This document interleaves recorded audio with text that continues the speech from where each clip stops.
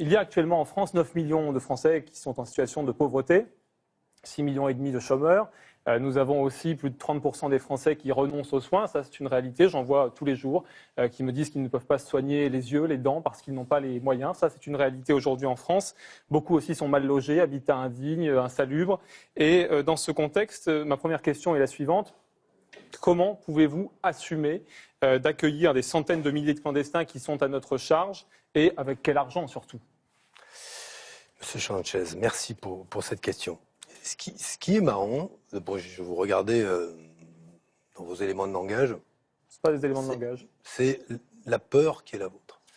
Elle est frappante parce qu'elle inspire aussi la peur pour d'autres.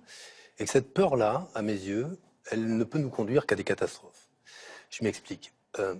Vous avez là opposé deux misères, en fait.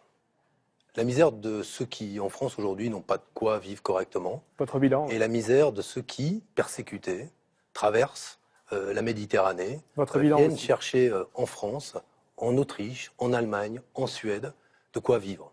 De quoi vivre parce qu'ils pensent que là, ils quitteront les malheurs, la guerre et la souffrance qu'ils ont connus de l'autre côté. Et vous nous proposez donc, comme projet politique, d'opposer, et je ne le ferai jamais, la misère des uns à la misère des autres. Vous pensez, vous, qu'en donnant un coup de pied aux fesses aux migrants, on va relever la France? Moi, je ne le crois pas. Et je vais même vous dire, ce qui est assez incroyable pour un parti qui s'appelle le Front National. J'aimerais bien d'abord que vous me disiez tout à l'heure ce que c'est votre conception de l'identité de la France. Vous en avez parlé, oui. Je suis certain qu'on va pouvoir avoir une discussion intéressante sur ce qu'est l'identité de la France. Mais le Front National, on est quand même, nous, la France, membres du Conseil de sécurité. Nous fixons la légalité internationale grâce à notre droit de veto avec la Grande-Bretagne, les États-Unis, la Russie, la Chine. Nous sommes la 6e ou 7e puissance économique au monde. Nous avons la dissuasion nucléaire et nous ne serions pas, nous, capables d'accueillir 0,12% de la population française. Mais quelle idée vous vous faites de votre pays?